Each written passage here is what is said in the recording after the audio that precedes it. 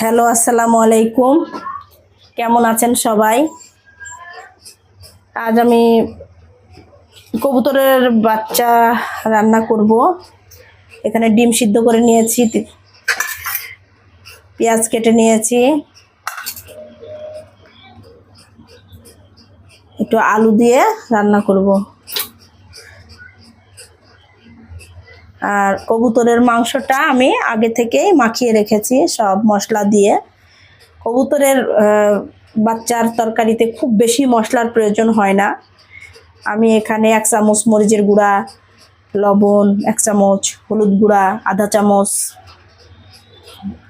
সব মশলাই দিয়েছি কিন্তু একটু কম কম পরিমাণে।